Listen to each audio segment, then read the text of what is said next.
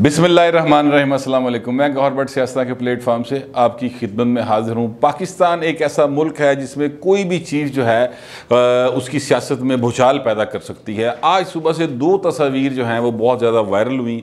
एक तस्वीर तो ज़ाहिर नवाज शरीफ की थी जो कि अफ़गानिस्तान के एक कौमी सलामती के मुशीर हमदुल्ला मुहिब के साथ थी। जी, हमदुल्ला मुहिब के साथ थी। तो वो बड़ी ज़ेर बहस रही, बहुत सारी उस पर लेदे हुई। हमारे वज़रा जो हैं उन्होंने उसके ऊपर प्रेस कॉन्फ्रेंस भी की। हमारे वज़रा से बरादा पाकिस्तान के वफाकी वज़रा यानी कि फवाद चौधरी साहब एंड कंपनी ने उस पर प्रेस कॉन्फ्रेंस भी की और बाकायदा बैठ के तमगाए गद्दारी जो है ना वो तकसीम किए। दूसरी तस्वीर जो है वो मरीम नवाज शरीफ ने शेयर की है ट्विटर के ऊपर, और उस तस्वीर को आप देख भी सकते हैं। वो तस्वीर जो है वो ऐसी है कि कुछ फ़ौजी जवान जो हैं वो किसी वैगन में सामान रख रहे हैं या उतर रहे हैं, तो उस वैगन के ऊपर झंडा लगा हुआ है तहरीक इंसाफ का। अब कहा यह जा रहा है कि ये तस्वीर जो है ये इलेक्शन चूँकि कश्मीर में है कल, तो उसके लिए फ़ौज को तलब किया गया है और फ़ौज की ज़िम्मेदारी है कि अमन व अमान की भी सूरत हाल को बरकरार रखेगी और साथ ही साथ वो जो प्रिजाइडिंग अफसर या डब्बे वाली सरकार जिनके बारे में कहा जाता है ना कि धुंध गवाच जाते हैं, वो उनको धुंध में गुम नहीं होने देगी और उनको बराह रास्त जो है वो आरओ ऑफिस तक पहुंचाया जाएगा। आरओ ऑफिस से मेरी मुराद है, बल्कि ये कहा जाता है आरओ ऑफिस जो है रिटर्निंग ऑफिसर का जो ऑफिस होता है उसको कहा जाता है, तो वो वहाँ पर पहुँचाया जाएगा। अब इस तस्वीर के ऊपर सिर्फ एक सेंटेंस लिखा है मरीम नवाज शरीफ साहबा ने, और वो लिखा है कि व्हाट इज़ दिस जनरल साहब। साथ उन्होंने टैग किया है DGISPR ऑफिशियल, जो कि ज़ाहिर है कि एक सरकारी उनका है अपना ट्विटर अकाउंट, उसको उन्होंने टैग किया है। और उसके बाद फिर लोगों ने अपनी बहस शुरू कर दी है। लोगों ने किसी ने जो है वो गद्दारी के फतवे देने शुरू कर दिए हैं, किसी ने हुब्बुल वतनी के फतवे देने शुरू कर दिए हैं।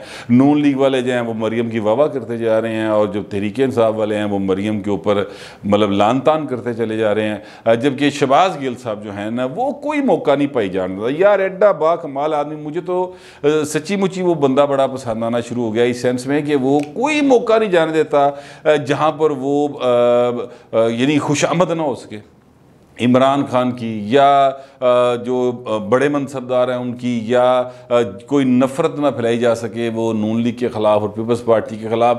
तर्जुमान वैसे सही लगे इमरान खान है, ये मैं उसको क्रेडिट देता हूँ कि वो इसी तरह का बंदा होना चाहिए, क्योंकि सोशल मीडिया का दौर है। बहरहाल शहबाज गिल साहब जो हैं उन्होंने उसके ऊपर एक ट्वीट कर दिया मरीम साहबा की तस्वीर को साथ करके, और उन्होंने उस पर लिखा है कि जनाब अब क्या करें मरीम नवाज शरीफ साहबा, मतलब उनके कहने का ये है, ट्वीट आप पढ़ लें। उन्होंने कहा है कि जनाब क्या करें कि जब किराए पर कोई गाड़ी ली जाती है तो अब वो जिसकी गाड़ी है वो अगर तरीके इंसाफ को पसंद करता है तो फिर आप क्या किया जा सकता है। उन्हें झंडा लाया गड्डी उदी, तो ये कोई फ़ौज की गाड़ी थोड़ी है जिसके ऊपर झंडा लगा हुआ है। तो कल कला को आप कहीं पे जाएंगी और ट्रैक्टर पे भी झंडा लगा होगा तरीके इंसाफ का, फिर आप क्या करेंगी। मतलब उनका कहने का ये है कि तहरीक इंसाफ कश्मीर में छाई पड़ी है। हालांकि यकीन करें मैं कश्मीर वैली की बात कर रहा हूं कि वहां पर तहरीक इंसाफ की जो कैंडिडेट्स हैं ना, पोटेंशियल कैंडिडेट्स जो होते हैं, उनको भी अपने पोलिंग एजेंट ढूंढने में प्रॉब्लम पैदा हो रही है। ये मेरे ज़राए हैं जिन्होंने मुझे बताया। लाहौर के अंदर भी ज़ाहिर है 2 सीटों के ऊपर इलेक्शन है, और उस इलेक्शन के अंदर जो मामला है वो ये है कि जो तहरीक इंसाफ के कैंडिडेट हैं उनकी एक वीडियो कॉल बड़ी देर पहले वायरल हुई। दीवान साहब, दीवान गुलाम मयूद्दीन, कई बार वो जीत चुके हैं इस नशिस्त के ऊपर, उनकी एक वीडियो कॉल जो है वो वायरल हुई है किसी खोखर साहब के साथ को 15-20 दिन हो गए इस बात को, जिसमें वो अपनी पार्टी को राज्य के बुरा भला कह रहे दब के, और कह रहे पता नहीं पार्टी कितने है, पता नहीं इलेक्शन किमें लड़ना है, कोई लिफ्ट नहीं करा रहा, कोई मुंह नहीं ला रहा। इस तरह की गुफ्तगू जो है ना वो दोनों साहब आपस में कर रहे हैं फेसबुक के ऊपर, और बहुत सारी जगहों पर ये वायरल हुई।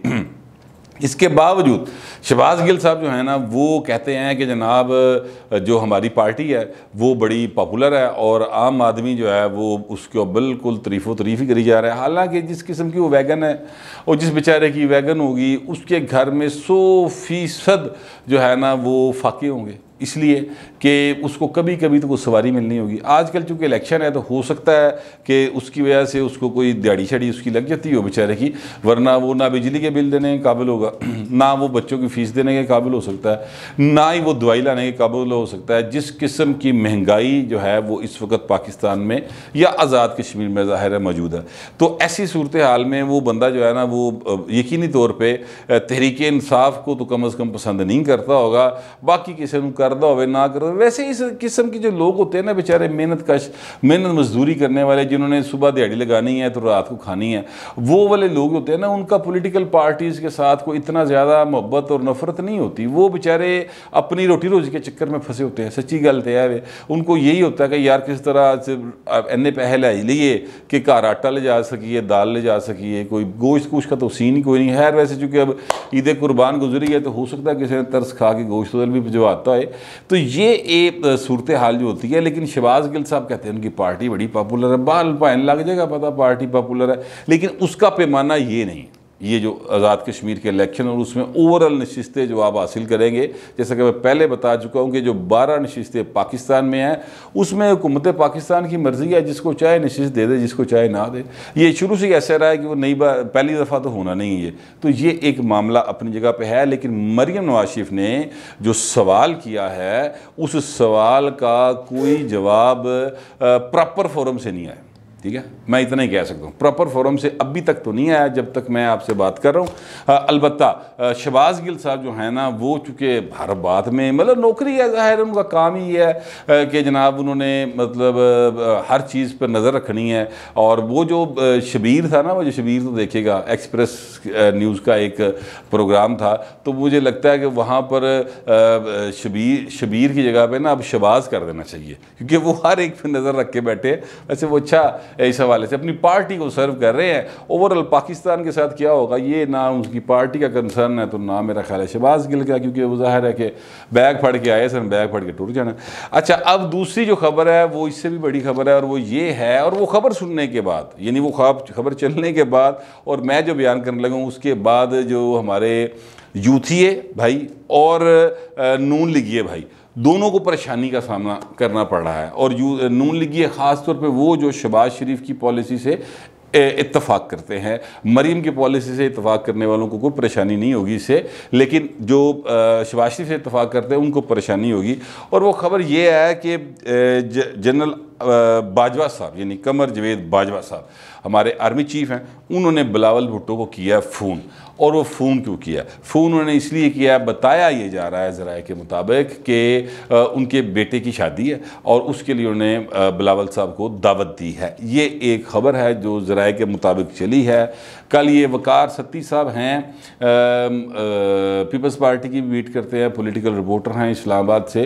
कल उन्होंने इस बात पर रात के ट्वीट किया था और फिर वो जियो ने उसको चलाया भी और फिर ये अपना वेबसाइट पे भी दे दिया। तो उसके बाद से ना यूथिए भाई जो है ना वो तो बहुत परेशानी का शिकार है। उनको तो समझ ही नहीं आ रही कि हुण असीं करिए कितने जाइए केड़े पासे। हालांकि इसमें परेशानी वाली कोई बात नहीं है।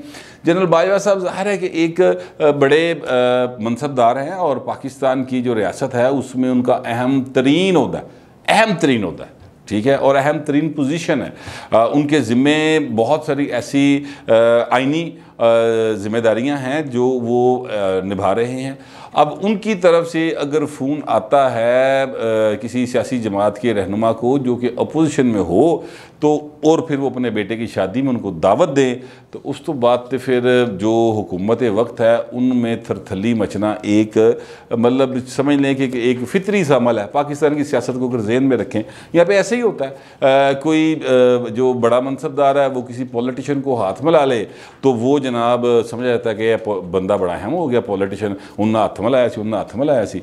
अगर कोई बड़ा मनसबदार किसी पॉलिटिशियन से प्रॉपर हाथ ना मिलाए और बिल्कुल एवं ही जिस तरह बंदा राह चलते होता है कि जनाब उसको नज़र नहीं किया तो वो नज़रअंदाज कर दिया, आप यकीन करें कि उस सियासतदान को उसकी पार्टी वाले परे बाना शुरू कर देंगे। ये हालात हैं हमारी कौमी सियासत के। बाहर बिलावल का जिक्र हुआ तो बिलावल साहब ने आज जो बातें की हैं कश्मीर के इलेक्शन के हवाले से भी और जो अफ़गानिस्तान के हवाले से बड़ी अहम बातें की हैं। बच्चा है मेरे ख्याल में तो 30-32 साल उम्र होगी बिलावल साहब की, लेकिन वो बड़ी ज़बरदस्त बातें की, बड़ी एक समझदारी की और दूर अंदेश सियासतदान वाली बातें की हैं। मिसाल के तौर पे अफ़गानिस्तान के हवाले से उन्होंने कहा है कि जनाब ये जो अफरियत है, ये तालिबान को वो अफरियत कह रहे हैं, तालिबान की सूरत में वो हमारे बॉर्डर पे खड़ा है और हम जो हैं वो कोई उनको प्रॉपर रिस्पॉन्स नहीं कर रहे और हमारे पास कोई ऐसी मरबूत पॉलिसी हमारी हुकूमत इख्तियार नहीं कर रही कि जिसकी बिना पर कहा जा सके कि जनाब हम इसको डील कर लेंगे, लेकिन ये अखां बंद करने नाल बिल्ली ने जाना कोई नहीं, ठीक है, ये वो एक्चुअली कहना चाह रहे हैं। इस पर उन्होंने बात की। दूसरी बात जो कल इमरान खान साहब ने बोंगी मारी थी ना एक, वो अक्सर करते हैं इस तरह की बातें, पता नहीं क्यों करते हैं खान साहब, शायद उनको कोई वो किसी को समझते हैं, किसी ऐसी शख्सियत को जो बहुत उनके करीब है कि वो शायद अरस्तू है, तो उनकी हर बातें मान लेते हैं। उन्होंने कल कहा था ये ख़ताब करते हुए कि जनाब इंतखाबी मुहिम में गए थे, वो तराड़ खल एक जगह थी, वहाँ पर उन्होंने ख़ताब किया था और उन्होंने कहा था कि जो है ना कश्मीरी उनको पहले जो है ना वो देंगे हम एक यानी इंडिया और पाकिस्तान की जानिब से उनको हक़ राय दही दिया जाएगा कि वो किस तरफ जाना चाहते हैं, और फिर यकीनी तौर पर उन्होंने अज्यूम कर लिया कि वो पाकिस्तान के साथ आना चाहेंगे, और फिर उसके बाद उनका कि उसके बाद फिर आपको एक और रेफरेंडम करवाया जाएगा कि आप पाकिस्तान के साथ रहना चाहते हैं या पाकिस्तान से अलग आज़ाद होकर रहना चाहते हैं। अब ये वो बात है जो आज़ाद हो के रहने वाली कि जनाब वो इंडिया और पाकिस्तान के कश्मीर को एक अलग रियासत बना दी जाए, जो बात बड़े अरसे से वो लोग कर रहे हैं जो पाकिस्तान मुखालफ सोच रखने वाले हैं। और फ़र्ज़ कर लेते हैं कि अगर वो कहें कि जनाब हमने पाकिस्तान के साथ रहना है, ये सारी गुफ्तगू के यानी समझ लें कि सारे सीन गुजर चुके हैं कि इंडिया ने इस्तिस्वाब राय का हक़ भी दे दी कश्मीरियों को, और उसके बाद उन्होंने फ़ैसला भी कर लिया कि जनाब उन्हें पाकिस्तान के साथ रहना है, फिर उन्होंने ये फ़ैसला भी करना है कि जनाब उन्होंने पाकिस्तान के साथ रहना है कि अब आज़ाद रहना है। तो फिर आप समझें कि अगर वो कहें कि जी ऐसी पाकिस्तान में रहना है, तो फिर इसका मतलब है कि आप कश्मीर को सूबा बना रहे हैं, ठीक है, यही होगा ना, वरना पाकिस्तान के साथ कैसे रहेंगे? क्या उसको फेडरल टेरिटरी डिक्लेयर करेंगे, सूबे के तौर पे रखेंगे ना? तो मतलब ये वो सारी गुफ्तगू है जिसका मतलब ये है कि इमरान खान को कश्मीर का कुछ नहीं पता, ना उसे इसके इशू का पता है। उन्होंने किसी ने ना उन्हें बता दिया है बस कि डोगरा राज था, उसके ख़िलाफ़ कश्मीरियों ने जद्दोजहद शुरू की थी, उन्होंने दे डोगरा राज रह गया। फिर किसी ने बता दिया कि कश्मीर को ना अक़वाम मुत्तहिदा से इस्तिस्वाब राय का हक़ मिलना देने की उन्होंने करारदाद पास की हुई, तो उन्होंने उस पर बात कर ली। तीसरा थाट किसी ने उन्होंने दसता है कि जनाब ये भी तो देता जा सकता है ना कश्मीरी को लालच कि हम आपको ये भी एक ऑप्शन दे सकते हैं। यानी एक ऐसी गुफ्तगू है जिसके बाद जो कोई 11वीं 12वीं क्लास का बच्चा है ना, उसको भी पता चल गया कि इन भाई को कुछ नहीं पता कश्मीर के बारे, इन्हें गल्लां ही मार रहे हैं।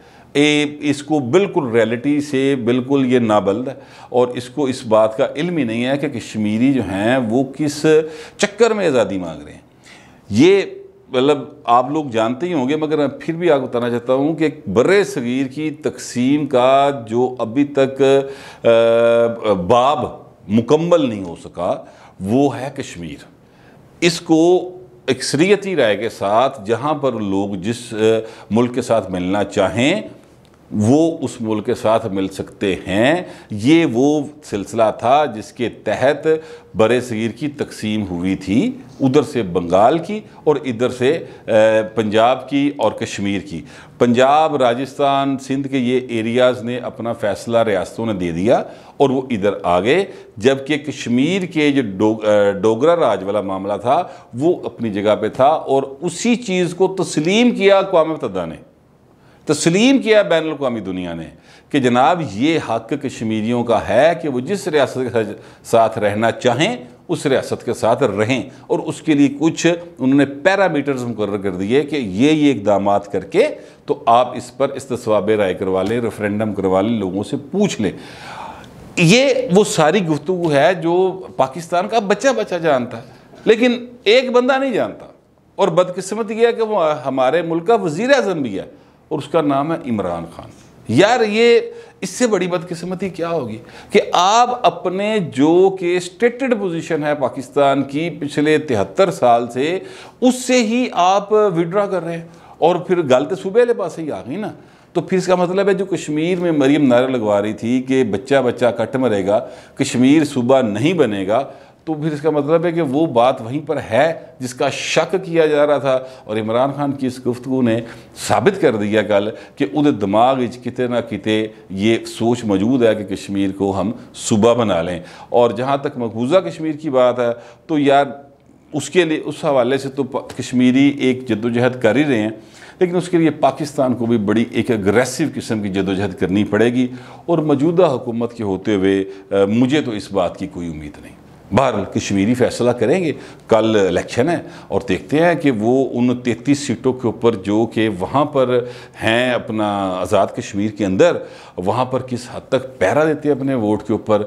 और उसके बाद पता चलेगा कि कश्मीर जो है वो कश्मीरियों की सोच क्या है। और अगर वो पहरा देने में कामयाब हो गए तो फिर जो हुकूमत बनेगी फिर गल्लां उस तक चलिए जाएंगियाँ। बहरहाल लेकिन अगर कल फिर रिज़ल्ट तब्दील किए गए जैसा कि ख़दशा किया जा रहा है, जैसा कि मरीम नवाज़ साहबा की ये ट्वीट करने का मतलब भी एक्चुअली यही है कि फिर कुछ होने लगा है 2018 की तरह, तो अगर ऐसा कुछ हुआ तो फिर आप यकीन कर लें कि दुनिया भर में पाकिस्तान का ओ तवा लगना है और वो मामला हमारे ख़राब होने हैं कि हमारा जेन्युइन ओरिजिनल केस जो कि अक़वाम मुत्तहिदा से यानी अप्रूव्ड है उस पर एक दफ़ा फिर सवाल उठ जाएगा।